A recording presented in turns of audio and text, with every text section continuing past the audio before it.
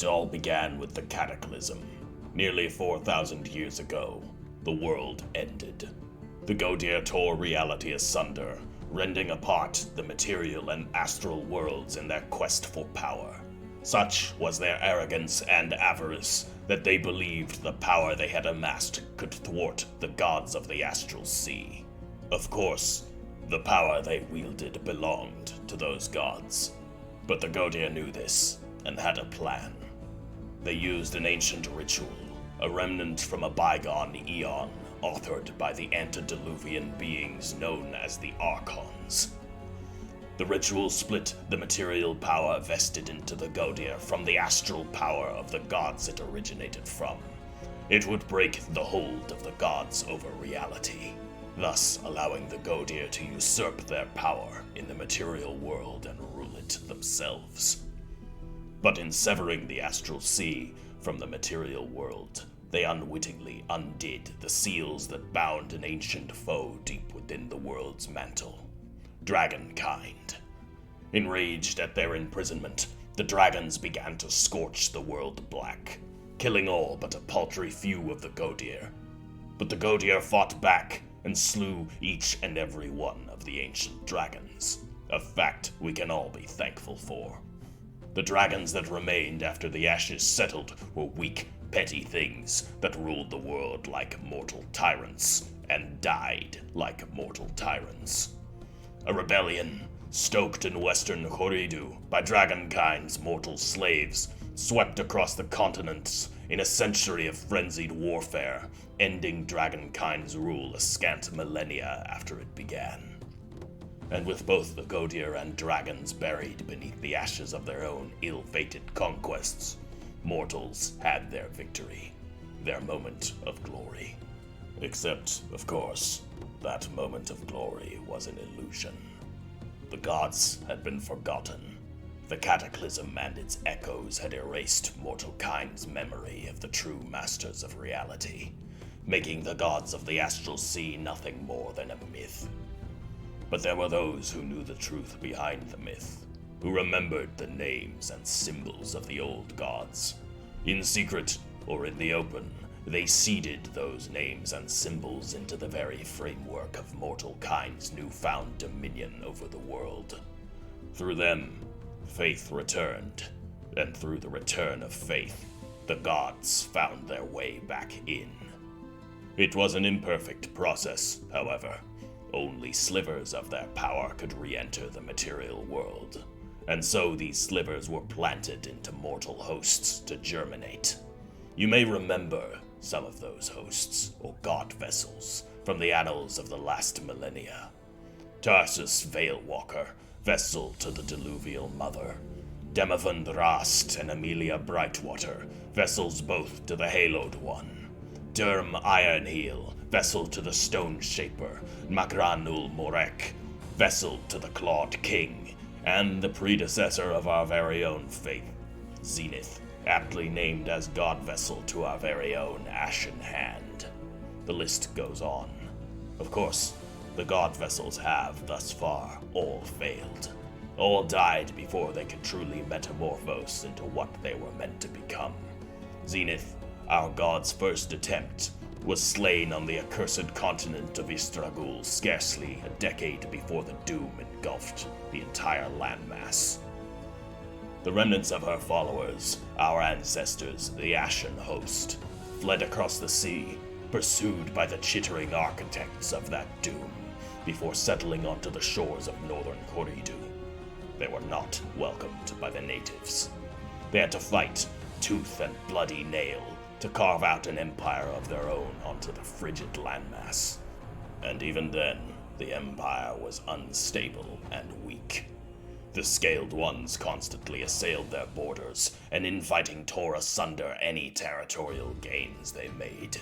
The priesthood, once so sure in their worship of our goddess, the Ashen Hand, had begun to doubt. And that is when salvation came. A new god vessel was born. Created from an ordained lineage and tempered upon the pyre of ascension, the eldest daughter of the High House Marr ascended to divinity.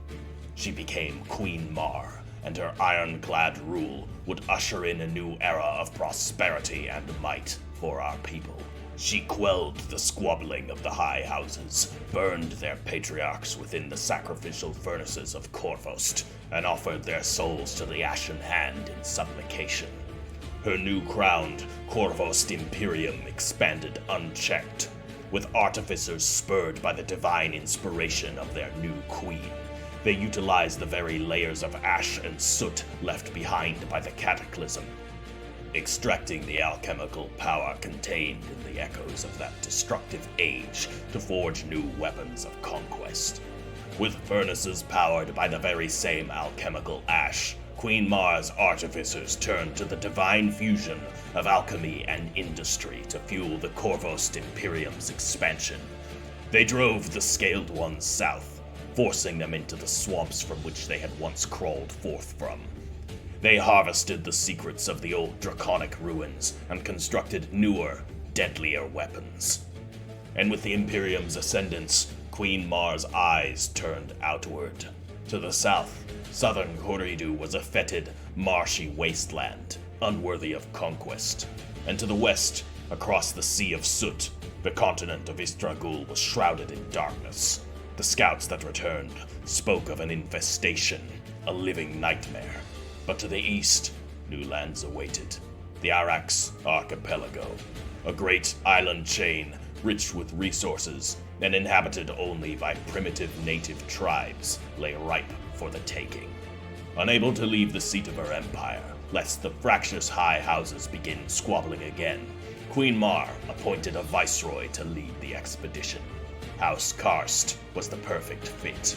They were newly ascended, having risen from the stock of lesser noble families that had aided the queen during her initial purge of the old high houses. And more pertinently, they had a son, a scion, an alleged mastermind tactician and duelist that had proved his mettle on the southern front against the Scaled Ones. With the queen's blessing, that scion, Huron Karst, was appointed her viceroy and chosen to lead the expedition. With sails of holy gray, gold, and crimson, this fleet was named the Hand of Marr, and would oversee the exploration, settling, and conquest of this new land. Elements from the mercenary corps, the militia army, the artificers' guilds, and the priesthood of the Covenant of Ash were all present within this expeditionary fleet as it set sail east for the Arax Archipelago. But it would seem the will of the Stormkeeper, yet another one of the slowly returning gods, had different plans. For all the guidance of the Viceroy's navigator priests, they could do little to thwart the cyclone that ravaged the sea as they approached the archipelago.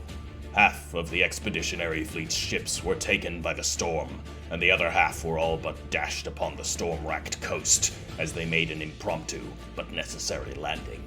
Even so, the Viceroy's stern, calm leadership led many to safety inland. There, he gave his commands and ordered the construction of a ramshackle colony, a place where the survivors of his expeditionary fleet might recover from their ordeal and make preparations to carry out their queen's will.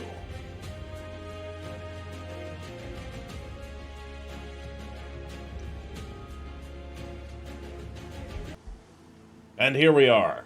Greetings, everybody. It is the Ash Heriter, and welcome to the new Let's Play of Age of Wonders 4 with the Empires and Ashes DLC. I'll give you a quick introduction to my channel before we introduce our faction. So, I am, as I said before, the Ash Heriter. I am an author, and I like to play video games, so I tend to explore the narratives and the writing of said video games, or I tend to include narratives and writing of my own in games that don't already have them, as is the case here. This will be a narrative roleplay campaign, so don't expect any sort of power gaming or metagaming or cheesing or any of that. We're just playing on normal difficulty. I will create my own challenges by doing things that fit with the narrative rather than what's actually good. It will be fun that way. It's also going to be a bit of an interactive narrative, so if you guys want to write things in the comments that you think could benefit the narrative in any way, ideas, or even introduce characters, I will do my best to include them, providing they fit with the general feel of our faction. You will learn what the general feel of the faction is as we go through here. So, if all that sounds interesting to you, please, if you're not already subscribed, I invite you to subscribe and drop this video a like if you at least want to check it out.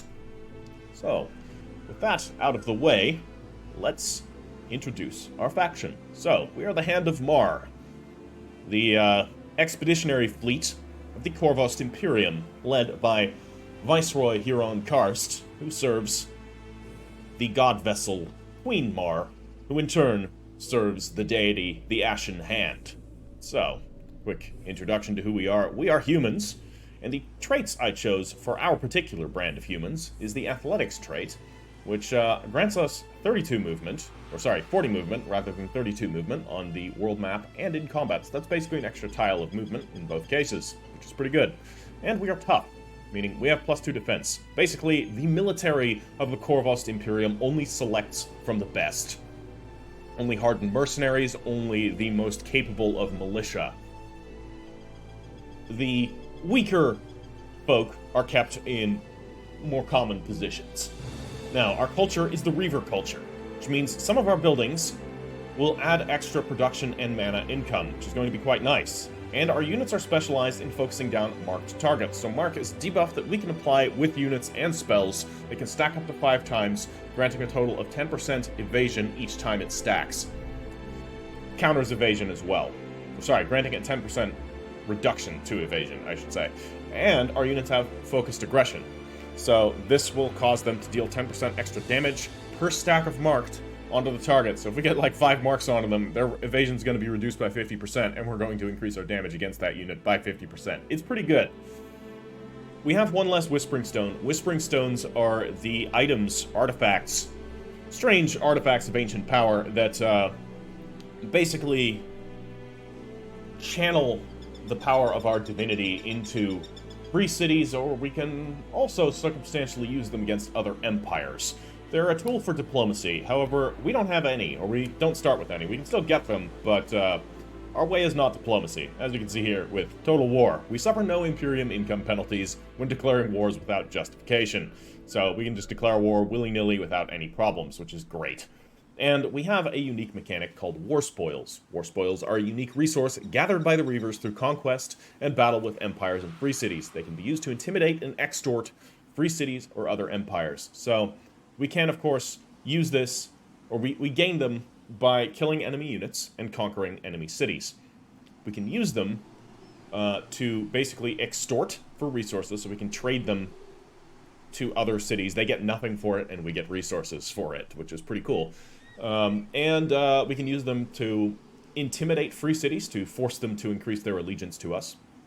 And we can kind of do the same thing with empires, forcing them to have a better relation to us. And we can also use it to gain permanent control over units we subdue after combat. So subduing is a particular mechanic that some of our units, and probably spells, are going to be able to inflict. Now, as for other cultural traits, we are ruthless raiders. We plunder without remorse.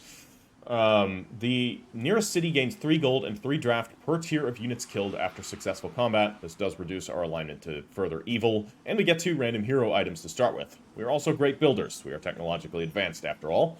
Our quarries yield 2 additional gold, and our special provincial improvements cost 50% less production to produce. We can build those really quickly, and our capital is going to start with a workshop and some stone walls. So, the tome we have unlocked is the Tome of Enchantment. So the Tome of Enchantment we'll go into when we actually start to do our research. Our starting magic, we have Suppressing Barrage, which is a combat spell, so we can use this on the battlefield rather than on the overland map. Units in a 1-hex radius will suffer 10 physical damage, and we'll have a 30% chance of becoming immobilized, which is going to be pretty good because we have a lot of ranged units, and we don't want them closing in with our ranged units. And we have an overland spell, which is Summon a Copper Golem. This will summon a Copper Golem down onto a tile of our choosing, which can then join our army, which is pretty cool. Copper Golems are, they're okay.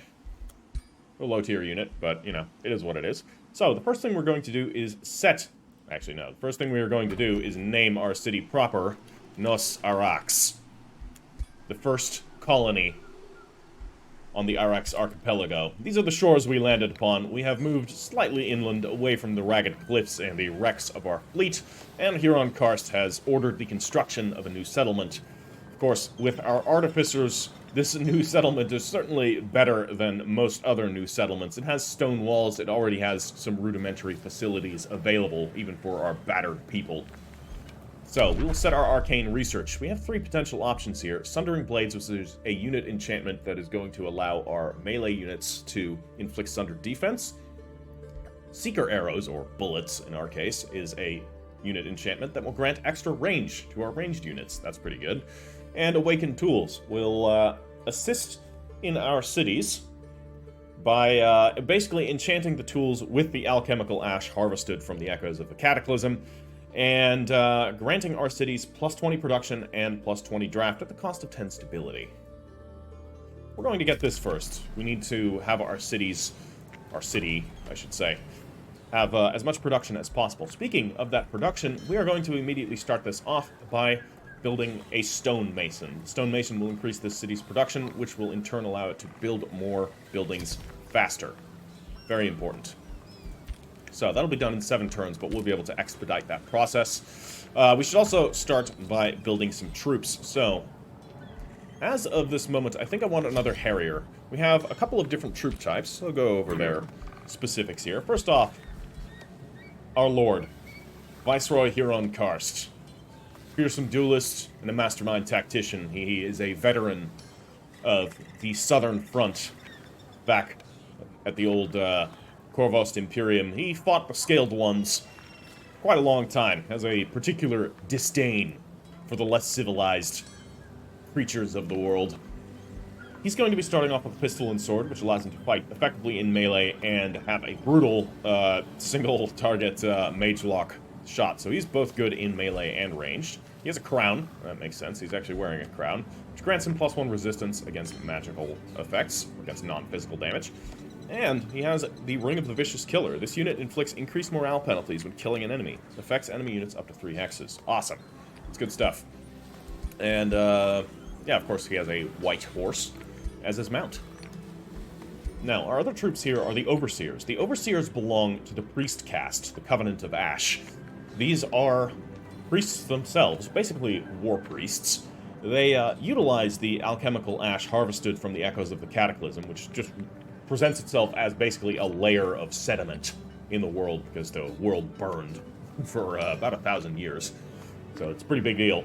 And the alchemical properties have been altered by the magics of the priests, which of course come from the Ashen Hand itself, into these war staves which can project holy fire upon enemies. They can also subdue immobilized targets, which I mentioned before.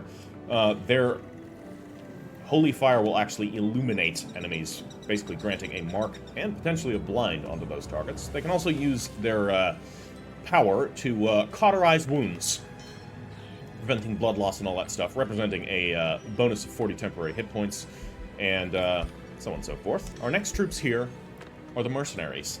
These are basically warriors for hire. They are drafted from the border provinces of the Korvhost Imperium, and are selected, basically. The different mercenary bands select their own, but they're all held to stringent recruiting standards by the priesthood. Only the finest, most fearless, and strongest of men are allowed into the mercenary companies. And then, of course, as for their abilities, they can do basic melee attacks, and they can do a drive back, which is a quick ability that allows them to force enemies back. Their weapon also grants them a 40% bonus damage to cavalry and large targets, because they are using halberds. Now, our last unit that we currently have available are skirmishers, known as Harriers. These are drawn up from the regular militia and sailors of the Korvhost Imperium. They can do regular melee attacks, and they can also throw nets to immobilize and mark targets, which is pretty good. They're also swift, which means they don't trigger opportunity attacks. Slippery, and they are swift. What do our halberdiers have? First strike, yeah, of course, with the reach weapons, and they have charge resistance, which is pretty cool. Okay, so those are our troops. We're going to be recruiting another unit of Harriers. Oh, and lastly, we have the Observers. These are interesting. These are our scout units. And what these are is, again, the alchemical ash. But in this case, it has been imbued with holy fire from the priesthood, that has been conjured by the priesthood. So these are basically teeny little slivers of sentient flame drawn forth from the astral sea. This sentient flame crackles and flickers at certain frequencies that priests bound to these observer units. These priests, of course, remain within the capital city, or in our case, Nos'Arax, which is not the capital of the Korvhost Imperium, but rather the capital of our newfound colony. These priests are able to interpret the patterns in the flames. So instead of actually seeing, these things feel the arcane nature of their surroundings and construct auditory maps that the priests can understand and that can thus communicate to others. It's a very involved process. So, these are our scouts. In combat, they can actually mark targets, and it's just an automatic thing. They can do it every turn. It's very cool. They have no other attacks, though, so it's a cool, unique scout unit to our culture. First thing that it's going to do is there are several things nearby. No hostiles, but there are several potential caches nearby, bits of our own fleet that has wrecked in nearby areas that we are going to need to salvage. So we're going to send one of our observers here, which is going to mark this gold stash so that, you know, laborers from Nos'Arax can go and collect it for us. So that's going to immediately increase our gold, and we have spotted a monster den. Nature is seldom good or evil. It is hungry, territorial, and protective of its young. Nests and dens such as these are home to various beasts of the wild, whose natural ferocity and power of tooth, claw, or beak may prove more than a match for the sharpest of steel. Well, Huron, the Viceroy is going to need to deal with that, because this den will continue to spawn new creatures, and these will eventually start to make their way over to Nos'Arax, threaten us. But first, before we do that, we are going to gather this food stash. Now, this food stash is inland, which means it did not come from our fleet. A sign of the natives, perhaps. Who? Spiders. Lots of spiders. We don't like spiders. Our people have unpleasant memories of spiders. From when the original Ashen host fled the doom that consumed the continent of Istragul. These spiders will need to be dealt with. There can be no diplomacy with them. We will fight this battle out, because it is our first battle, and I want to test out our new units. So, let's do what we can. These ice spiders are going to be a significant threat. I believe they can spit webs, if I recall correctly. By the way, I have 2 other campaigns. One of them is still ongoing at a fairly slow pace. That is about a lizard folk rebellion against dragonkind, which you may remember some hints from that in our intro here. The other one is a spider cult campaign. That is a completed one. That is the original campaign that I ran when the game first released. It's did quite well, and it's pretty cool. So if you guys want to check that out, you can find the playlist for those on my channel's page. So we need to deal with these arachnids as quick as possible. So these can indeed shoot a frozen web. That is going to affect multiple units in an area. So we're going to want to ensure that that doesn't happen. So we are going to want to throw some webs. No, we need line of sight. Okay. We're going to use Huron Karst here directly. He's going to immediately move up. And actually, I think we're going to want to move our overseers up as well. Perhaps even to here, so that they can drop a marked and blind those spiders. Now, our halberds are going to move right here. So this is going to prevent the spider from hitting more than 2 of our units at once. And Huron Karst is going to use his mage-lock pistol to try and inflict some damage on them already. Fantastic. Well done. Halberdiers will have to hold position. The overseers have put themselves into a slightly risky position, but we need to get that marked on them to deal some initial damage. So that is going to be all for our turn. We will see how the enemy responds. These spiders are cunning hunters. They can certainly use tactics of their own. Indeed, they're going for the targets that are sensible for them to go to. Hopefully they will survive. We've suffered some damage, to be sure. But now they are exposed and in a unfortunate position. So, we'll cast our nets upon these ice spiders. So they're now marked and immobilized.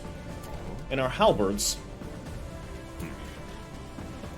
we're going to go and deal more damage to them. I think the best course of action is actually using Drive Back to force them away. Wonderful. Now all that remains here is these Dread Spider hatchlings. If we retreat, which we can, I believe we will take an opportunity attack. But that's okay. I'm willing to accept that as we go here, and we utilize our patching up cauterization to mend some of our wounded, bring them back into the fight. As for Huron Karst, well, I think it's time he engages in melee. So, we have, of course, our spell, Suppressing Barrage, that we can use, which will deal the 10 physical damage to units in a 1-hex radius, and will immobilize. But that's... we're going to save our mana. We don't have much of it. This battle can be won without it, so... the Ice Spider attempts to attack, but it is not very effective in the current weakened state that it is. However, our mercenaries here are taking some losses from the Spider Onslaught, but we should have our victory very soon here. So, with a magic blast from their alchemical staves, the Ice Spiders have been felled. And we will let Huron Karst absorb the brunt of the attacks from these spiders here, and then we will let our Harriers come in and finish the job. Give the kills to the men.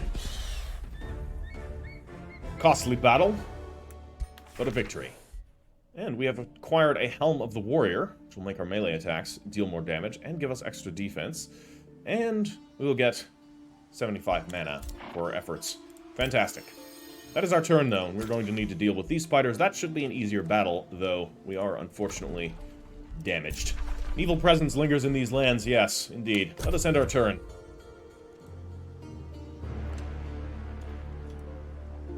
Let's see what the hostiles do.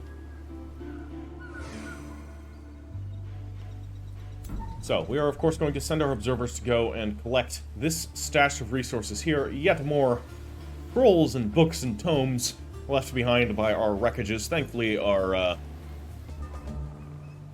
chests were sealed against water, so the knowledge will be preserved. Now here, we need to deal with these spiders. This is going to be another manual combat. Spiders and wyvern fledglings. We need to make sure that our damaged units stay alive. So, healing, as you may have noticed, does not carry out between battles. I mean, there is healing between battles, but any healing you do in battle grants only temporary hit points. So, we need to be mindful of that. So, what we're going to do is immediately heal up our halberds here. And we are going to advance with our Harriers. Our Harriers are going to cast nets onto one of the enemy units here. So, we're going to throw some nets onto these spiders, which will mark them and freeze them in place. At the same time, Huron Karst is going to advance here and utilize his Mage Lock pistols, pistol, singular, to kill 2 of those spiders. And our halberdiers are going to advance and immediately drive back the wyverns to get some initial damage. So that will protect our highly damaged priests. Overseers, I should say. Wyverns will attack, but we'll have to wade through a wall of halberds in order to do so. But once again, they will be able to inflict some damage. Our halberdiers will be taking some losses. Though again, this is temporary hit points, so it's not so bad. Now, as for our Mage Lock pistol, there are several things we can do here. I believe it's in our best interest to fire again, inflicting yet more damage. These vampiric spiders can heal themselves, so we're going to send in our Harriers to inflict further damage. And we can have our Overseers advance into position now. Cast their magical fire there, which will mark and blind the wyverns, which should allow our halberdiers, mercenaries, to attack with impunity. Now, we end our turn. We'll see what the wyverns do now. They will attack. Unfortunately, they're attacking our Overseers. Ah, that is a problem. Well, unfortunate losses at the beginning of this battle. But at least the enemies have been vanquished. The priests themselves paid the price. They will be remembered. We have given ourselves a Wand of the Rising Undead. We don't need that. Undead are not our way. So we're going to have to return to Nos'Arax and wait for further recruitment. So I will immediately begin queuing up another unit of mercenaries as we do so. Our ruler has leveled up. So, he is both a leader and a capable fighter, but we're going to start with Inspired Leader, which is going to reduce the upkeep of our troops. Will help our gold situation, and as we, of course, get more men into our forces, we'll be able to expand further there. Now, we have 40 Imperium already.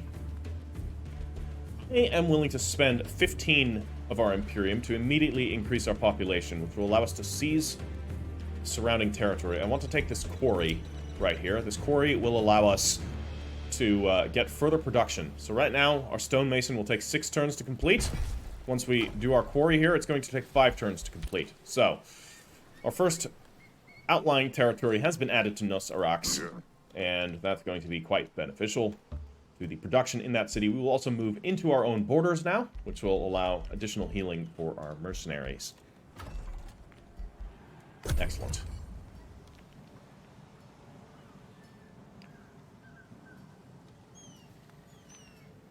Very unfortunate about our confessors here, but as soon as we can upgrade Nos'Arax into a tier 2 building, we should be able to recruit new confessors. Or confessors? What were they called? Overseers. Why do I keep calling them confessors? That's another unit in this game. Right, we will gather this research. 41 of it. Ours for the taking. And we'll explore the coastlines to see if there's any more wreckage from our lost fleet. Now, our Harriers here are ready. We will move on to the border of our territory. There's still more healing that needs to be done. And we will recruit our mercenaries. I'm actually willing to spend 62 of our gold to immediately recruit it, so that it can join our forces right now, so that we won't have to delay further advances next turn. Now, we may as well start recruiting yet another unit. We have the gold for it. And we don't want to be wasting our draft. Of course, if we do not recruit, our draft will go to additional production, which is nice. But for now, we wait, and then we'll move on to this monster den. There are brigands here. Avian folk. Interesting. A species from the Divergence, eons past. Human, but certainly not. Odd that they would be here. They appear to have technology of their own. Not so primitive. They'll need to be dealt with, of course. But for now, they appear to be content with herding these sheep here. Whereas this monster den will present further threats if left unchecked. So, let's end our turn. And in the next turn, we will move across these small crags to make our way to this monster den.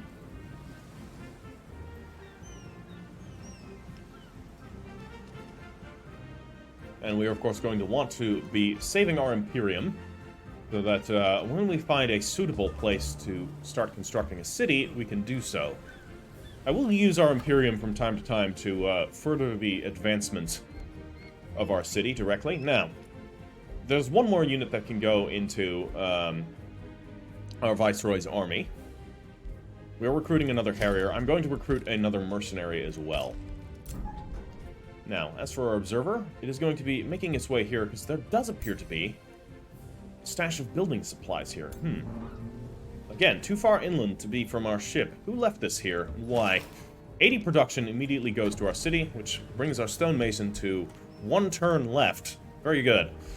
From there, we will construct a storehouse, which will improve our food income, which will allow us to make further expansions more quickly. So, we'll do that. That will only take 3 turns because the stonemason will be done, and our production will be in a much better state than it was before. Slowly but surely, we recover from the wreckage of our fleet. We will, of course, need to get our fleet up and running with new dry docks, and we can put that salvage that we have gathered to use in constructing new ships.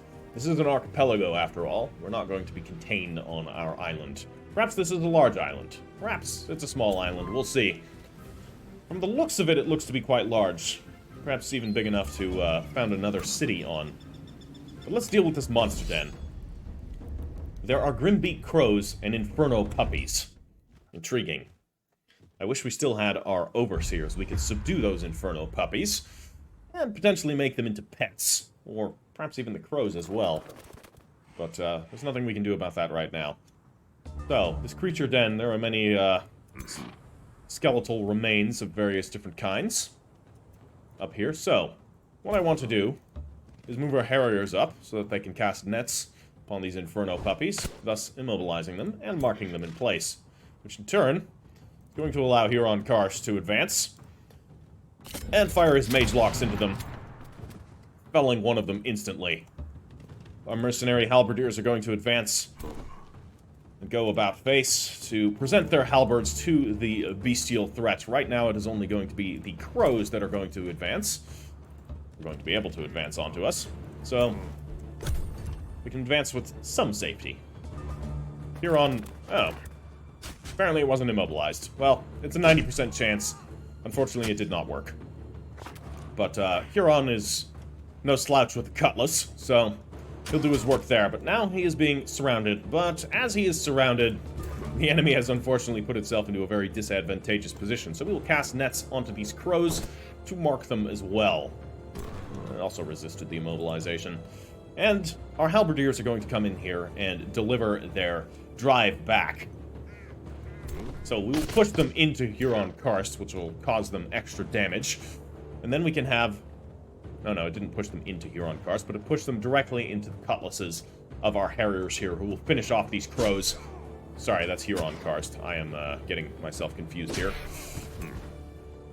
Now our halberdiers can come around and push these Inferno puppies, which will allow our Harriers to finish them off.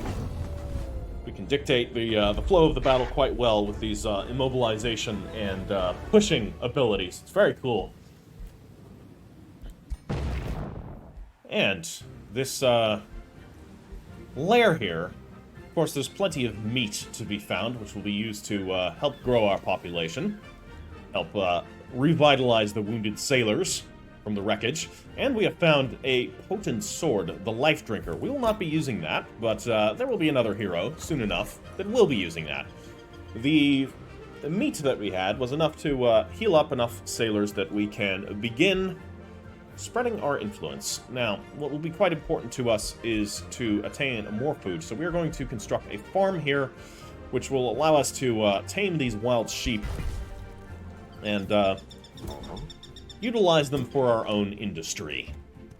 So, we will now deal with these brigands here, just as soon as we can, and our observers will continue down this isthmus here. Is this the end of this landmass? No, it continues on, and there is some sort of fearsome creature.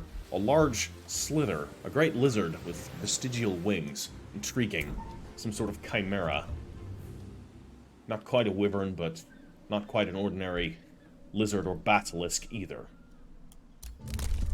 The chronicler, the one who narrated the beginning story, the old history of our people and the rise of our current queen and our viceroy as well, you'll be interested in all these different life forms. But we have ourselves some new Imperium that we can spend on military engineering. Outposts will cost us 25% less gold to make and take 1 turn less to build, and we'll already start with the work camp. We will need this, because of course our new cities will begin as outposts. So, our troops here will convene. We'll have more carriers, and we will have our city start to form its own garrison of mercenaries. It'll be 2 turns before the storehouse here is done. We can let that be as is. And technically, we can cast Summon Copper Golem. I'm actually going to. It's going to cost us some of our mana, and it will be ready next turn. And once it's ready, we will be able to use it whenever we want. So we don't need to immediately use it. And that will be a nice fallback option in case our city needs extra garrison. So we'll just be able to construct a Copper Golem. Now, for narrative purposes, I'm not going to be summoning these golems outside of our territories. After all, they are built rather than summoned.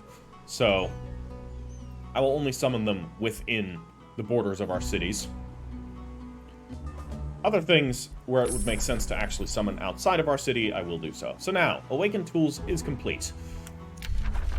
Meaning we can now begin our next arcane research, which, so the Enchanted Crow Companion will grant our scouts additional vision range. I don't think the observers are going to have crow companions, so we're going to ignore that one. Engraving of Focus will grant our non-Reaver units, so units not of our culture, so if we capture some beasts and use them, or recruit units of other cultures, this will grant them the Focused Aggression ability, which allows them to exploit Marked. Or there's Designate Target, which is a combat spell that will inflict 2 Marked and Distracted onto an enemy. So Distracted will cause all attacks targeting it to become flanking attacks. That is very good. We're going to pick that up. And the Viceroy is going to go and deal with these enemies right here. I think this is one we can let the Viceroy dictate himself, without having our observers feed him tactical feedback. So, the enemies have been defeated, and we have found ourselves an Assassin's Dagger and 71 more meat that we have, of course, stripped from the Inferno puppies, freshly roasted. So, that may already allow us to expand our borders again, which is very good. So, we could find ourselves a gold mine. There are actually 2 gold mines bordering us. That is very good. So we're going to take this one first, because we're going to want to secure this mana cluster as soon as possible. And let's quickly... Do we want to start heading out this way? Yes. Let's do so. The landmass here is frigid, but we are no stranger to that sort of climate. One more turn for the storehouse. So, next we will begin by constructing the Steel Hall. This will upgrade our settlement into a Tier 2 town. It will indeed allow us to start recruiting Overseers again. So, Overseers are going to, or our Observers are going to continue their scouting here. Mangrove forests. This is new. Flooded forests. Wow. So this is the end of this particular landmass. Not viable for city construction, mind you, but at least we know it's there. Perhaps Nos'Arax will eventually move out to occupy parts of that. Our mercenaries are going to remain as the garrison there, and we will begin by casting Awaken Tools. That will be ready next turn, and then we will cast it on Nos'Arax to further increase its production and draft.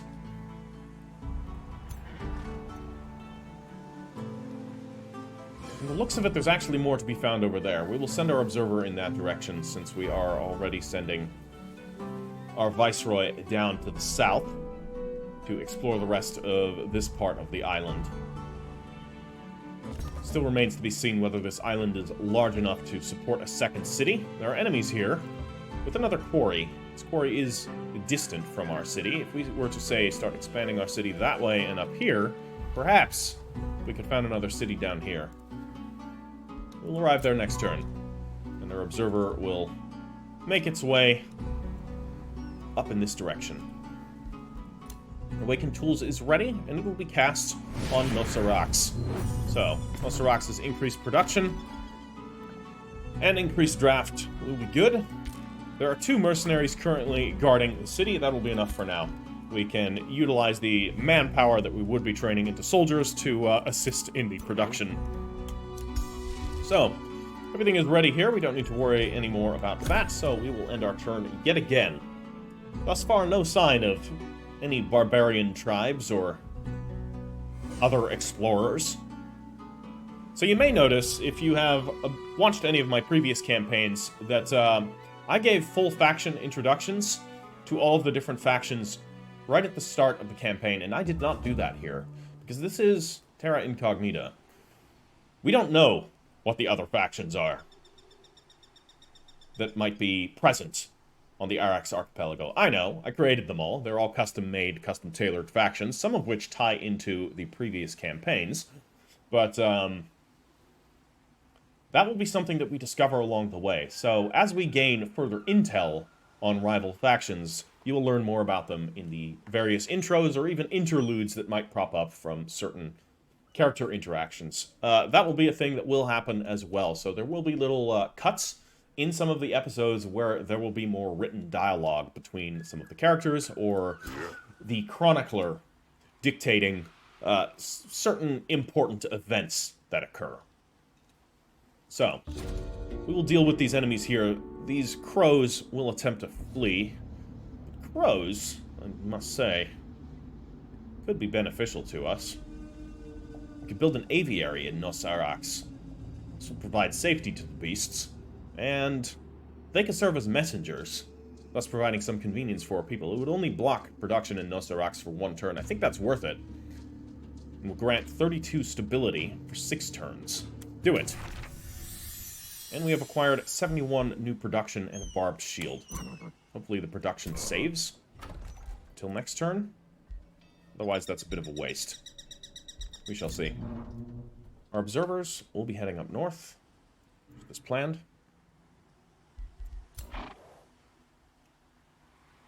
And Huron Karst will head down here. There's a glint of something on the horizon, perhaps treasure. Indeed, treasure. Gold. Not of our wreckage, unless some of our ships got very lost and completely went around this cape in the storm. It is possible, but I don't spy any shipwrecks around. Perhaps not our shipwreck, remnants of another shipwreck. 60 gold. Nothing to sneeze at. Our treasuries are doing quite well at the moment, which is very good. I will spend 15 of our Imperium to further expand Nos'Arax and acquire these gold mines here. And we have produced our steel haul. How did that happen? I'm not going to concern myself with it. The fact is, it's done. What we will be doing as well is building the foundation of a wizard's tower. The wizard's tower will not be for us, of course. We are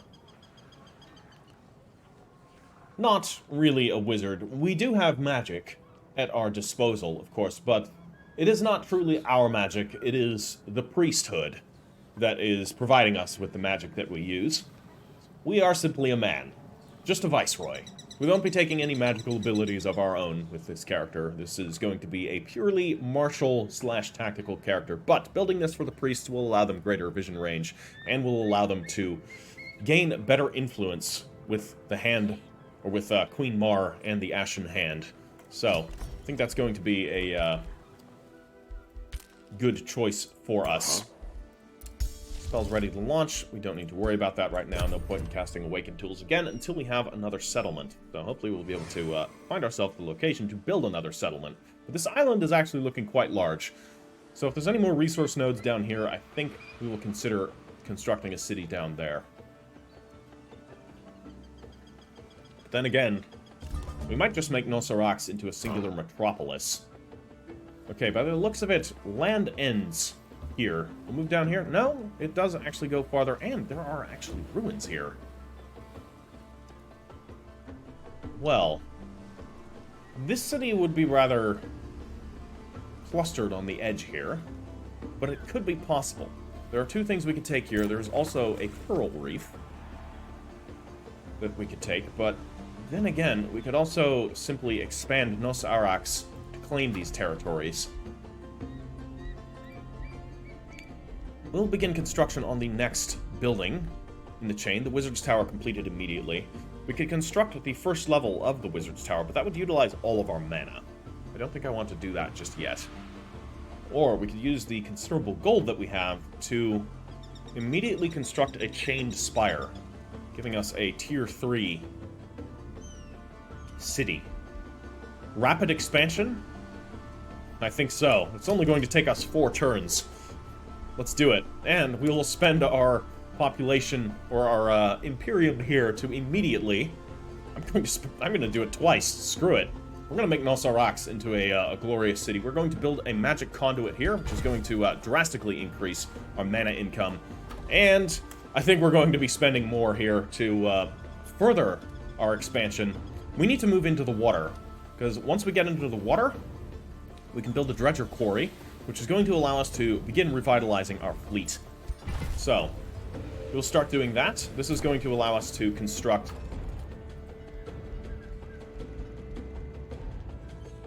the thing that we need to build a fleet. We need a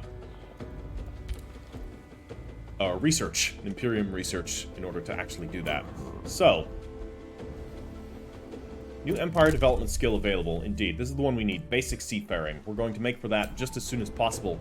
Whereas our explorers here, or our observers, are going to move this way and secure this gold stash. We just spent quite a lot of gold in rapidly constructing our city. overpaying our laborers so that they can work extra long shifts. It's brutal work, but they will be paid for their work.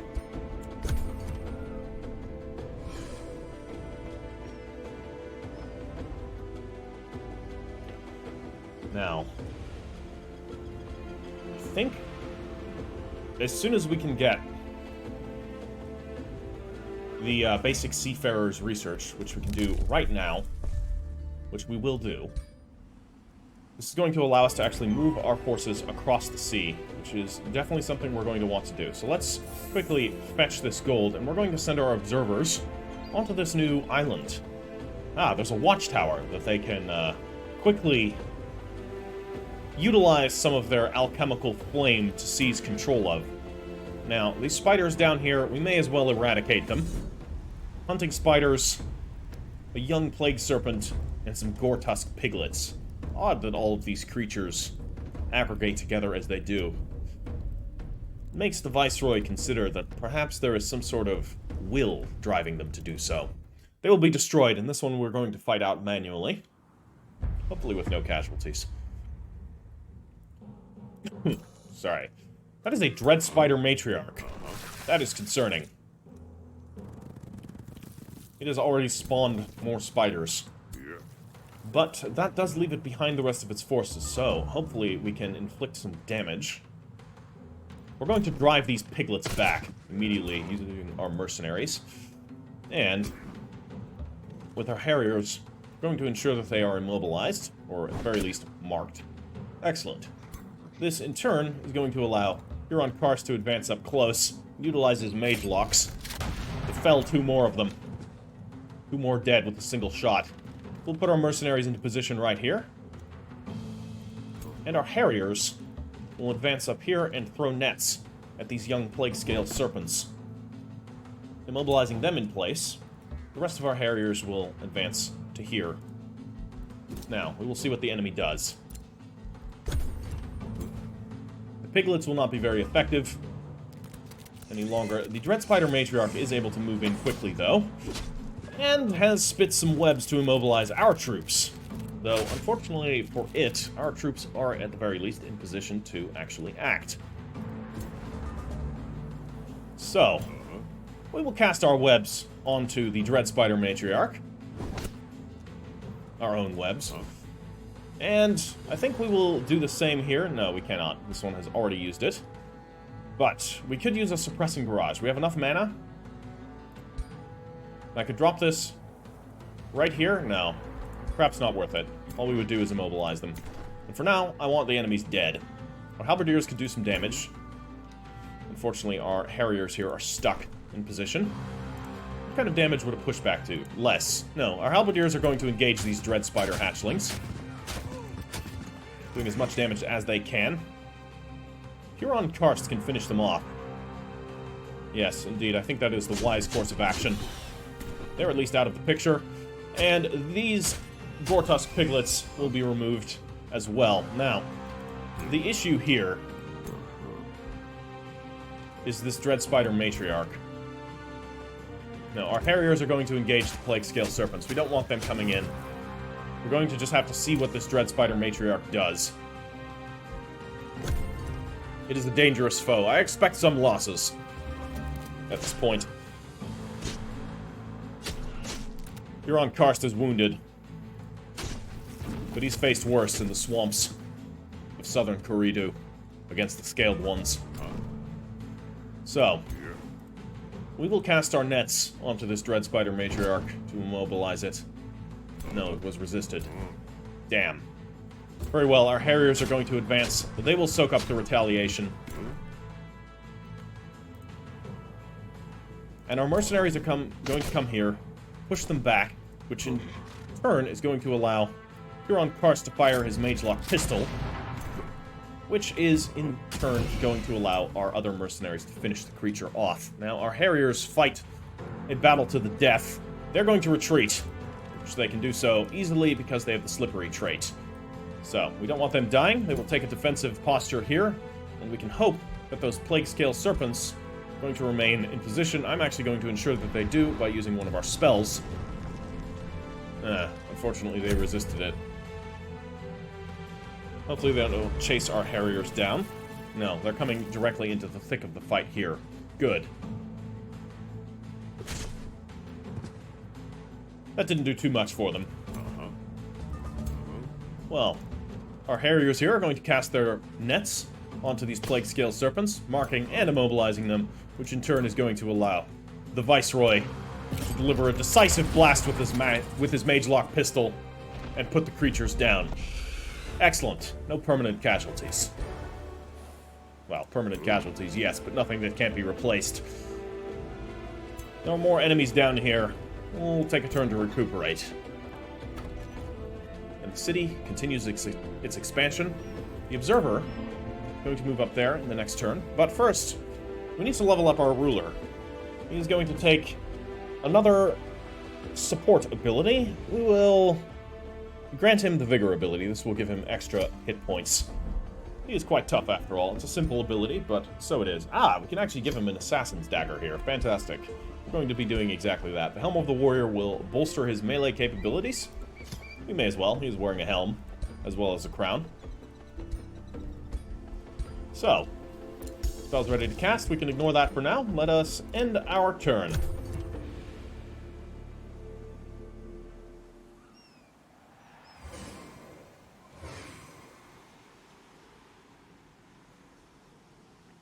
One thing I've forgotten to do is, since we do have a Tier 2 city, we can actually start to recruit another unit of Overseers, and I want to start recruiting some Mage-Locks. This is going to be a staple in our army. Riflemen. Let's have a quick look at them. See what their capabilities are. How do we do that? Right-click them, right?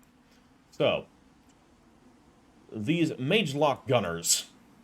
Fearsome men and women from the Mercenary Corps. They have the Fire Heavy Mage Lock, which takes their entire turn to do, but it's got a range of 5 and ignores 50% of the enemy's defense. They can also, as a single action, so they can do this while moving, take aim, which will apply mark to a target, and then cause this unit to enter defensive mode. Very cool.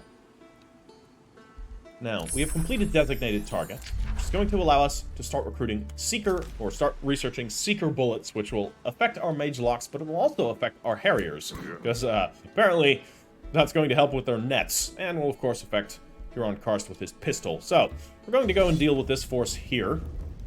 It says it's going to be a difficult battle. So we're going to manually fight this one to attempt to mitigate casualties. I don't know how well that is going to go for us, but we're going to let the enemy come to us. This Storm Scale Serpent is going to be a bit of an issue. So, what is their range? They can already launch an attack this turn. So, what I'm going to do is actually...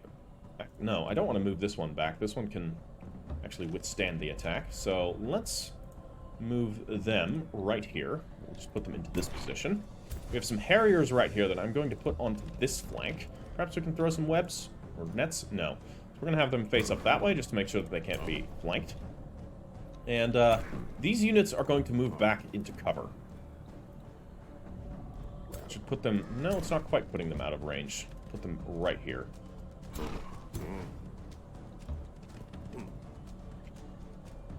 And Huron Karst is going to be doing the same. He is in a weakened state, so he's going to fall back.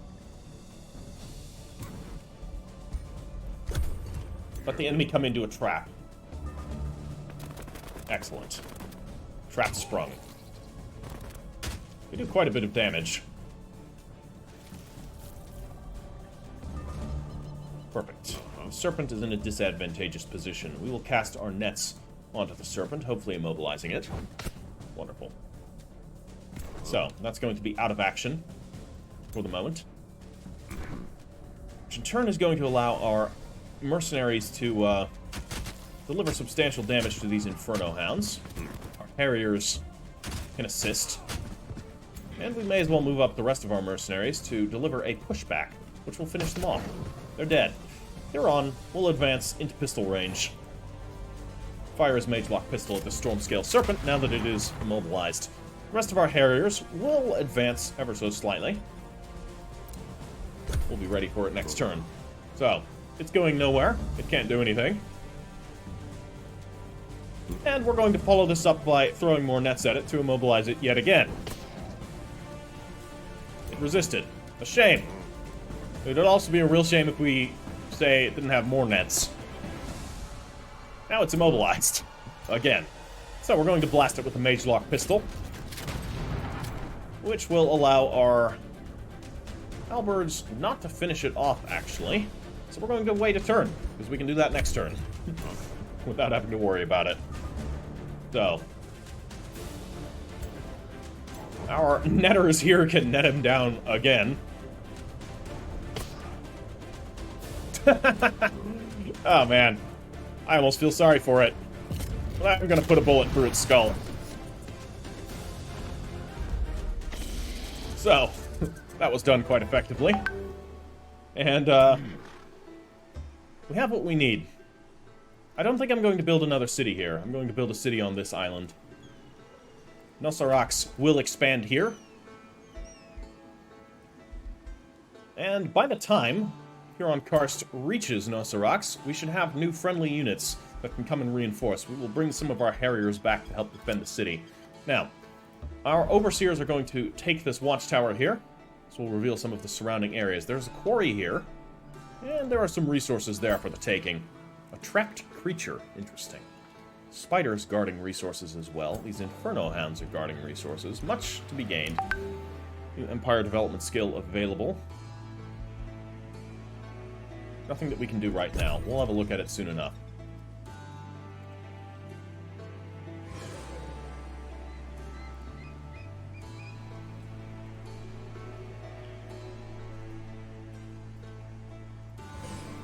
So, we'll do another 15 to 20 minutes, a couple more turns. I want to found the next city, at least, to end this episode off. The Cost of Ascension. Yes. I'm not actually going to read this one, because it doesn't quite fit with the lore here. Let's just say there are some rumors that our character is, that the Viceroy is attempting to use his power to usurp Queen Marr. He is going to suppress these rumors with force. This will block the draft in Nos'Arax, but will give us more evil alignment. So, our troops will heal. Unfortunately, that is going to slow down our recruitment, but such is the way of things. Now, what can we do here? No, we don't have any special province improvements, so I think we are going to construct a Masonic Hall next. We'll queue that up. And our observers are going to move and seize this, a Lesser Magma Spirit. Perfect. That can assist us. We need a hero to build an outpost, yes? I think so. Requires hero unit, indeed. Very well, this Lesser Magma Spirit is going to go and garrison this watchtower for now. And our observer will move inland and see what there is to be found. Yet another isthmus. So, I think building a city right here in the middle is going to be beneficial. We'll have a quarry, we'll have farms, we'll have a mana cluster. We'll just have to see what's down here. Spell's ready to launch. We can ignore that. And proceed onwards. Huron's forces will recuperate. Unfortunately, thanks to him using makeshift militias to suppress the rumors spreading through Nos'Arax of potential treason, no doubt created by his family's detractors. House Karst has many enemies within the capital of Korvhost. So, it is likely that some of the rival houses have sent spies of their own to Nos'Arax to weaken his prestige and his standing with Queen Marr. He won't stand for that. Now, recruitment is still blocked, so we'll proceed onwards without the reinforcements. We'll do fine as is. The Magma Spirits will take up position here, and our observer will observe this particular part of the landmass. So that is all revealed. I think this is going to be our best place, unless there's something better on this side of this island. We shall see. But we could always use this Magma Spirit as another scout. May as well. So, ending our turn once again. No sign of any enemies. Aside from the feral creatures that are out and about. but they aren't overly concerning to us right now. At least, not the ones that are not immediately in our way, or threatening resource caches that we need to liberate. So, we have enough Imperium to expand further. Master Masons would decrease the gold cost of city structures by 20%. Absolutely, we will be getting that. What we can also do is spend 30 of our Imperium to add further population to Nos'Arax, which we will be doing right now. Well, it seems that we can produce another quarry right here. Do it. Take all the resources we can. So, that is going to speed up the process of constructing this Masonic Hall, which will in turn speed up further productions. Now, our storms, or our magma spirit here is going to actually move across the sea a little bit. Let's not think too hard about how that works. And our observer is going to move along the coastline because it can. More mangroves. Interesting. And it seems like this part of the island here is less prosperous. So, a city here in the forest. Huh? That's going to be what it is. So, our troops are going to move here and prepare for embarkation. It'll be not the quickest crossing. Our transport fleet is damaged. Some of the ships have been repaired at the dredger quarries, but we don't really have proper facilities for that yet, so it's an unfortunate thing. Moving across the water will be a slow and involved process until our fleets are fully repaired. Guys, if you are enjoying this episode and style of the narrative, once again, I invite you to drop this video a like. It is incredibly important for the first episode in a series that it gets traction. Otherwise, you know, if the first episode doesn't get a whole lot of traction, the series doesn't get a whole lot of traction. And I'd absolutely like to make this a series, and I'm assuming it will be. Like, I'm a very small channel, so I don't need huge numbers or anything. I'm certainly not expecting the numbers I got for the Spider Cult campaign, which was absurd. You know, anything that helps. So, doesn't cost you anything. You can drop it a like. I would be greatly appreciative of that. And if you want to leave any comments for tips, feedback, any little bits of narrative of your own, if you think you've gotten the feel for how our faction functions narratively, then by all means, do so. So, let's continue on. We're going into the water. It takes a full turn to embark. That's that. But we're going to be sending an overseer to go and follow in their wake. And we are recruiting some mage locks. It's going to take 2 turns, so we're going to let them do that. Now, as for our magma spirit, we're going to come here and already start securing this area. Whereas our observers, our observer singular, I think is just going to go along the coastline here. There is wreckage to be found. Not one of our ships, unless it got blown wildly off course, which is possible.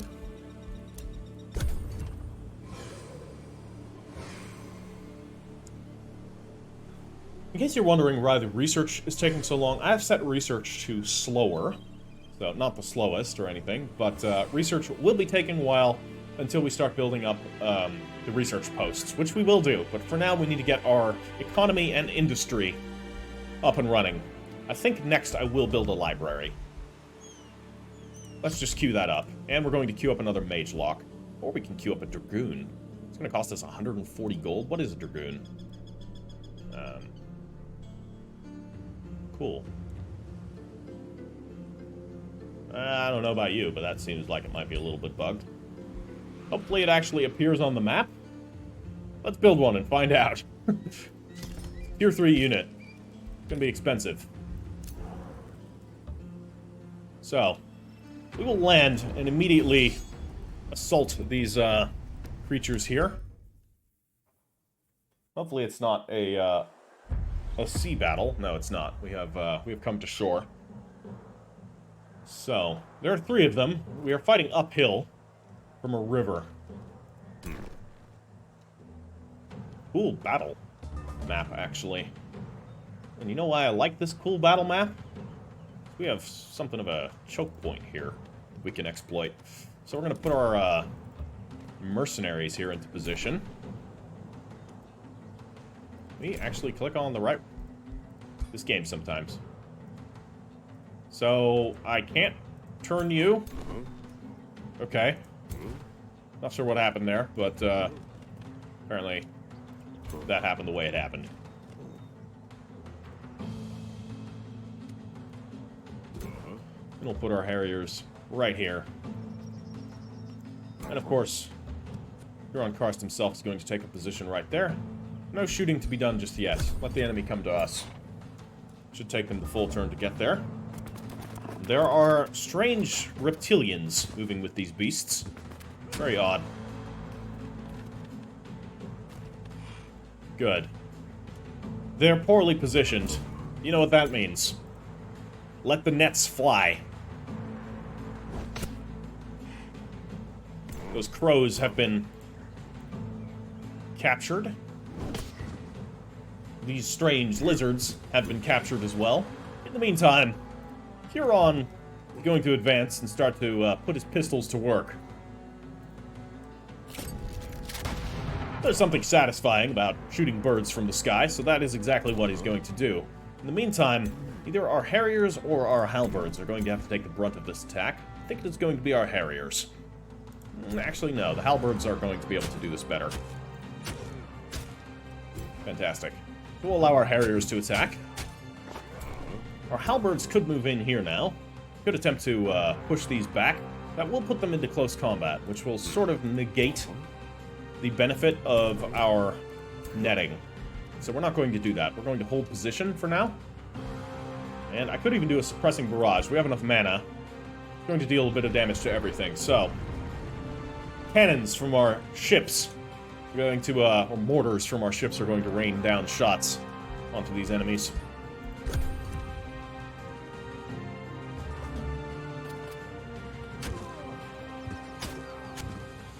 Some of our Harriers will die in this battle, but that is the price to be paid. Now, let's let our mercenaries finish them off, and what we can then do is cast nets at these crows to immobilize them once again. Fantastic. Huron will blast these fanatics here with his Magelock pistol, killing 3 of them with a single shot. Truly devastating. And our mercenaries will advance in, along with some of our Harriers here. No. Let's see here. How do we want to do this? I think this is just the way we do it. Finish them off. These Harriers can pull up right behind them, and we'll deal with the crows next turn. The crow, singular. Huron will take this himself.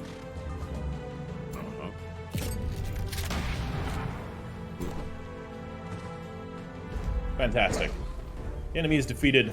Minimal casualties for ourselves. Quite a lot of gold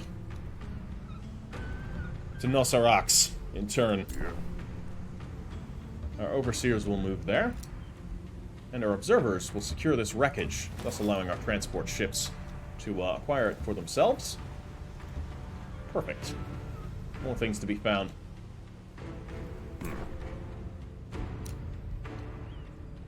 So, we'll pull up position here.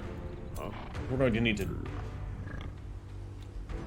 get rid of these beasts here, and more marauders, more lizards. They appear to live in some sort of harmony with the beasts. But we have ourselves another level. We should be at tier 2 support abilities. So, what we can do is give our troops defensive training. Or strength training. 10% extra damage? Yes, let's do that. New Empire development skill available. What have we? Tier 3. Mines grant plus 10 mana. For 150 Imperium, we will save up for that. That is going to be incredibly effective because we've got a lot of mines. We've got 2 of them, actually.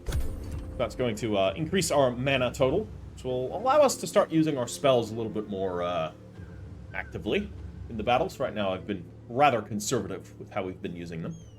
That will change once we have proper mana income.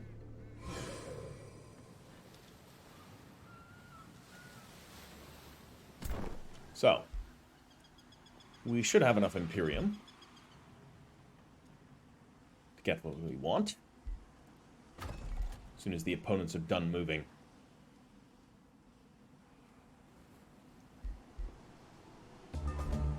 And we have Magelocks ready to go. The Request for cultivation. The Hand of Marr Council sends their chief deputy to meet you with a request. The deputy bows deeply before he speaks. If the Hand of Marr are to be victorious in this realm, we need to grow our borders, expand our cities, feed our people. In order to do so, your council proposes to claim more farmland. Your empire will grow and your people will be grateful. Will you commit to building more farms per the proposal of the Hand of Marr? Yes, I will. So, we'll need to build 3 farm improvements over the next 25 turns. That can be done. Seeker Bullet has been completed. I will spend 20 mana to shuffle my research. I do not particularly want any of these. The Wayfinder enchantment might be good, actually. Yeah, let's actually do that. We'll take the Wayfinder enchantment. A signature skill is available. Ah, right, level 4, indeed. What will it be? We're not going to be taking too many, magic-based abilities, so we could take Assassinate. We have an Assassin's Knife, after all. You know, Huron Karst, back in the capital. His family did well, not entirely because it supported House Marr during Queen Marr's rise to power. Other rivals were dealt with in certain ways, so Assassination would be quite good. Frostfire Detonation deals damage to a target unit, then deals 30% damage to all units within a 2-hex radius. I think I'm actually going to take this. He carries alchemical Frostfire grenades on his person. I like that. So, let's deal with these strange hedgehog creatures.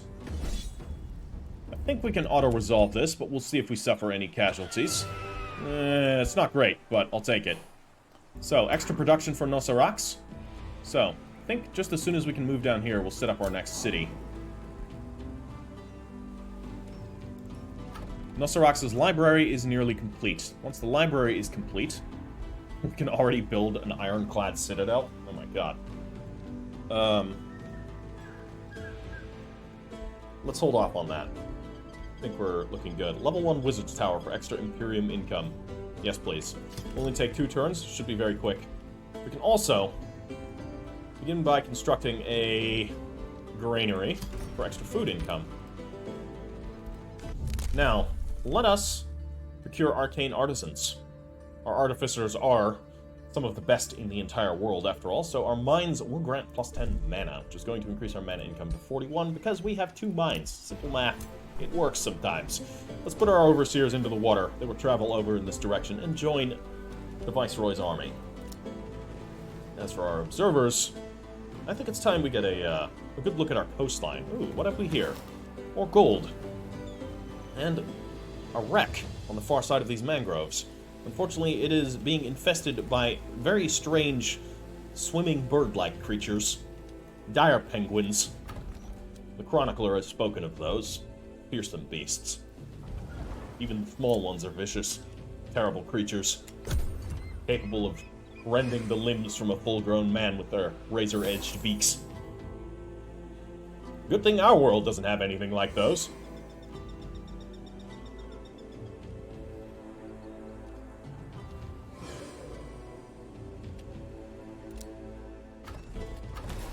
So, let's move into position and immediately build our outpost. Let's put it right down here.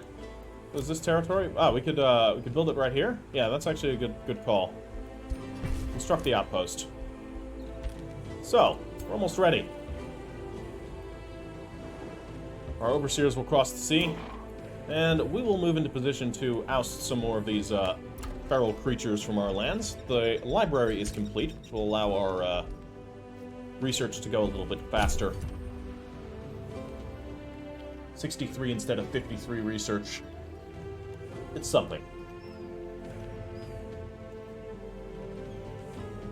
And as soon as we have the Imperium necessary, we're going to start constructing farmlands. But it's starting to get quite a bit more expensive, so we did our very early rapid expansion. We're going to have to slow that down. Otherwise, it's going to take 10 turns. Ugh. 216 to hurry the production to speed things up by 1 turn? I don't think so. Outpost has been founded. We'll construct a palisade wall here. This palisade will take a few turns to complete, 3 turns to complete to be precise, but once the outpost is turned into a settlement, that palisade will be complete. So, I will build a farm right here. I mean, we'll have it. That'll help with the immediate advancement here. I think we need to get rid of these creatures, but first, I will recuperate for a turn. And in turn, we can allow our overseers to approach. So I think we're going to let one of these carriers out of the army and put the overseers back into the army, which will grant some healing prowess to the Viceroy's forces, which will be good. The Dragoons are almost done. What else do we want to create? Ah, I know what we want to do. We want to actually use Seeker Arrows. That'll be done by next turn. And we will construct another Mage Lock here. Have some, a potent garrison here for the capital. Or the colonial capital, I should say.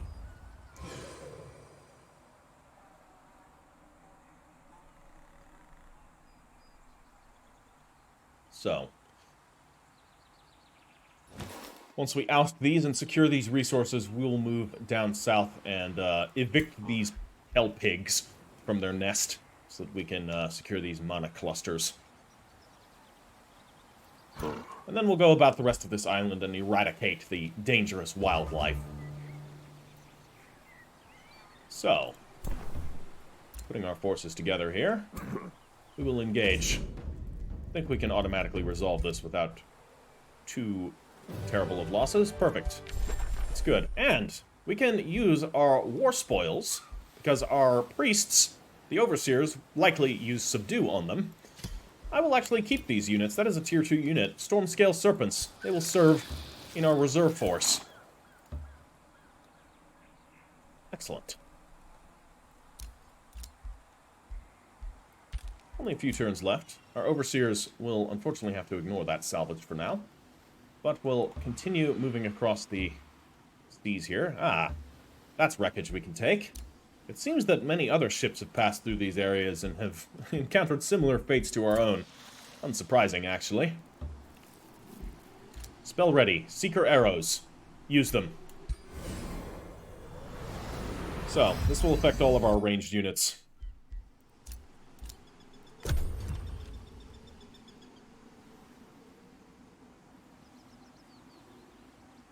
And we need to be saving our Imperium for this new city, because it's going to cost 200 Imperium to actually turn this outpost into a city, which we are definitely going to want to do.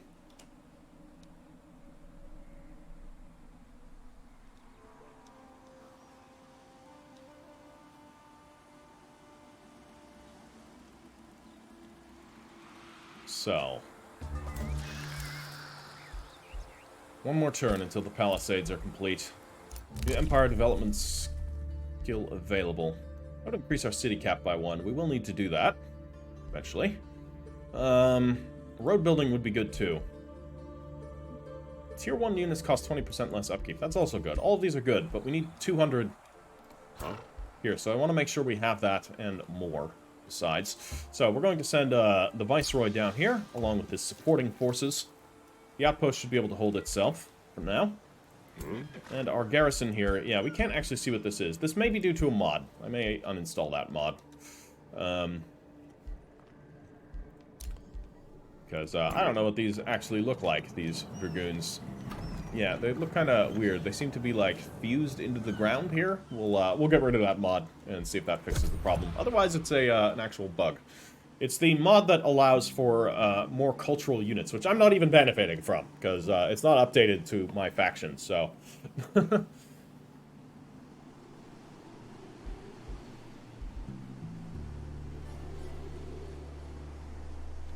we uninstall that mod, hopefully it'll fix the problem without breaking anything. We shall see.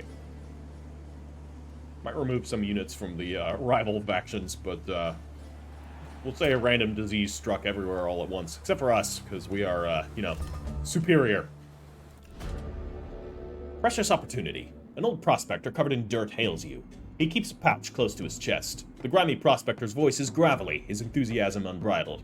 So, you be the forge keeper around here, eh? He grinningly takes a pebble from the pouch. See this? Flow rock. I know of a secret deposit, but I cannot move it on my own. Spare some workers to help me and we'll split the bounty. Prospector requests miners from Nos'Arax to unearth a magical stone deposit. Your share will allow for a special project.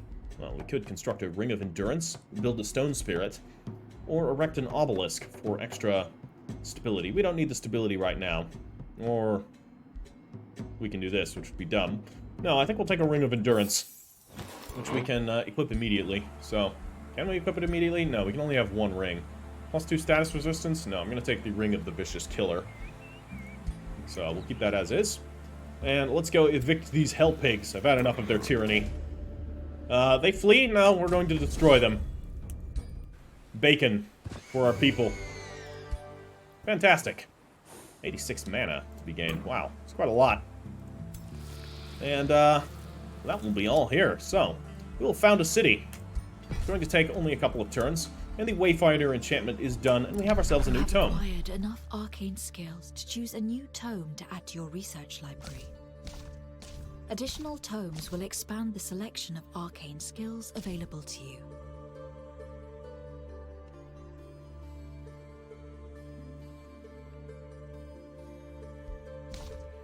So, there's a couple we could take. I was already looking at the Tome of Pyromancy. There's, of course, also the Tome of Zeal, or the Tome of Faith. I'm not going to read out what all of them do. I'm just going to read out what the one that we actually pick will do. No, I think we're going to pick the Tome of Pyromancy. The Tome of Pyromancy will allow us to deal some potent fire spells. Fiery arrows, searing blades, ignite, etc. I mean, fire is holy, naturally. I think I just want it for the spells. We're not going to use pyromancers. It's the priesthood, the Covenant of Ash, that is allowed to actually utilize Holy Flame. These pyromancers are not of the priesthood, so we won't be recruiting any of them. As for magma spirits, well, we could conjure magma spirits to bolster up our forces, but lesser magma spirits aren't all that good. Ignite could be good. Incendiary shells to rain down from afar.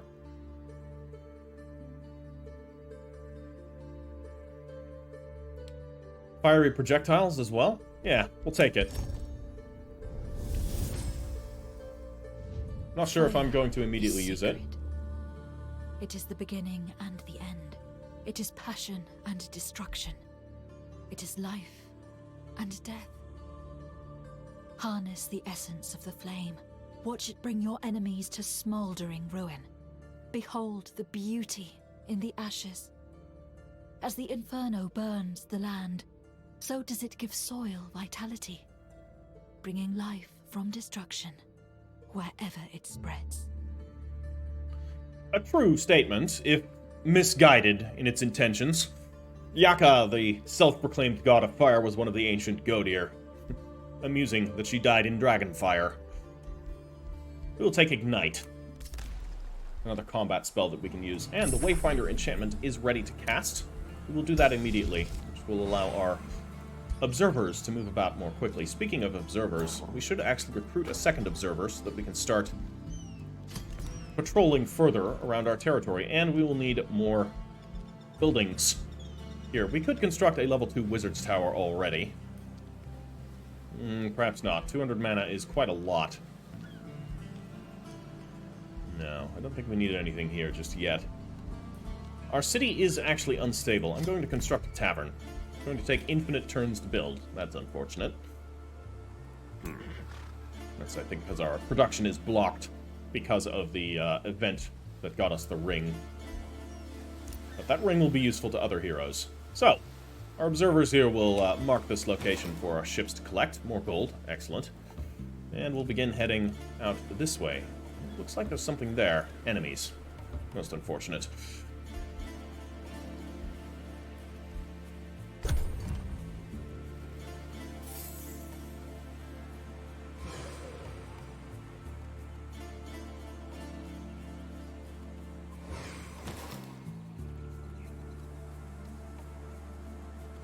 So,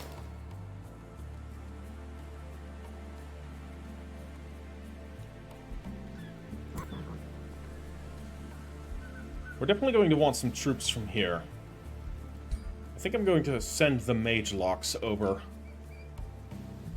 Although it might be beneficial to just keep them as a garrison for now.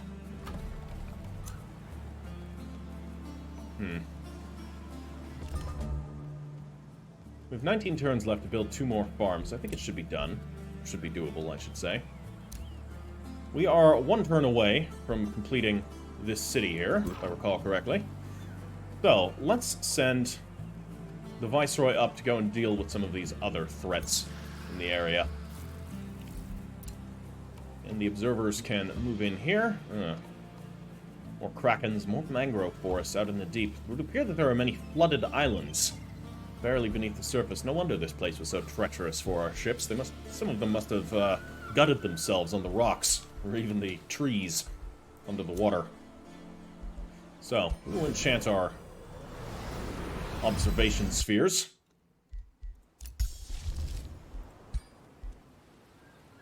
Does this affect our movement immediately? No, it will only affect them next turn. But as you can see, that drastically increases their movement. They are now incredibly quick, or at least incredibly quick when they are moving over land.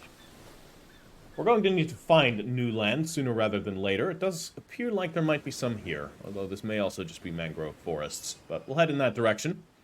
Seems to be plenty to be found. So, what have we here? Fishing grounds. Intriguing. But there's definitely more that can be done on the nautical front. It'd be very cool if at some point you can actually build floating cities. There's a faction that could do that.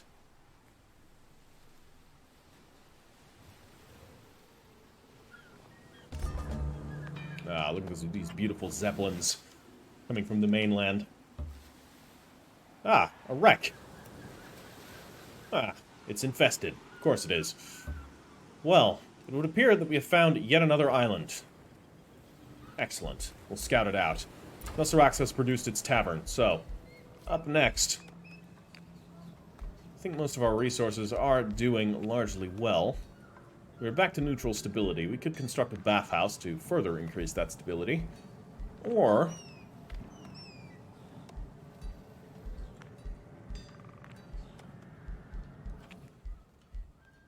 we could construct an estate hall. We need 2 farms. We absolutely need to spread and get another farm then. So that is what we're going to do.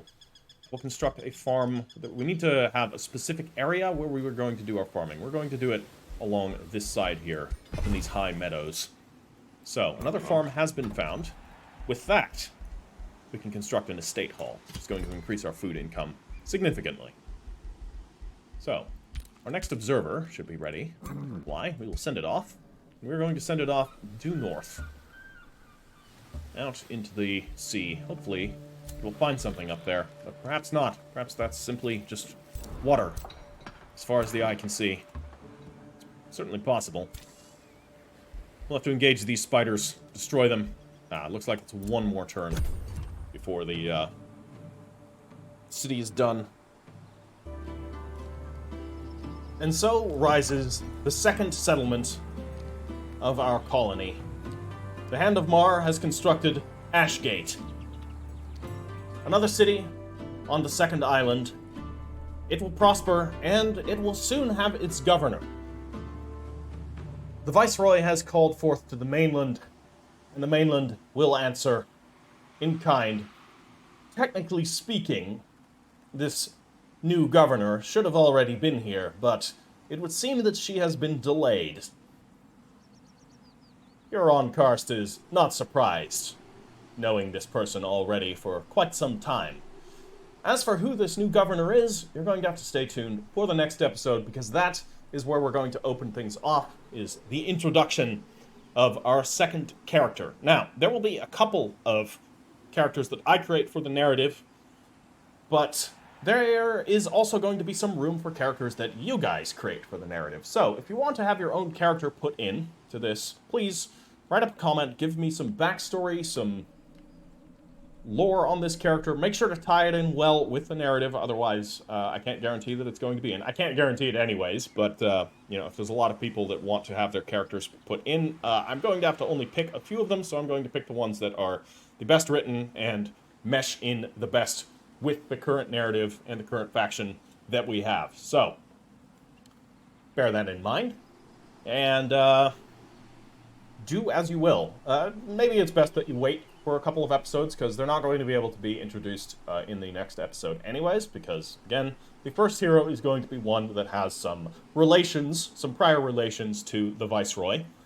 And there will be another character sometime later along that will also be one that I create. But aside from that, I'm happy to include some characters created from the viewers. So, thank you everybody that has watched the first episode thus far, and thank you very much if you have dropped a like on this video and left any sort of comment. Once again, that helps massively for a first episode in a series, so any of you guys that can do that for whatever reason, that's great. That's it's gonna help this you know, get somewhere, which is ultimately what I hope to do. Ultimately, I hope to grow my channel, and you know, it's a slow process, so it is what it is. All right, everybody. I hope you've enjoyed it, and I will catch you in the next one. Ash Heriter out.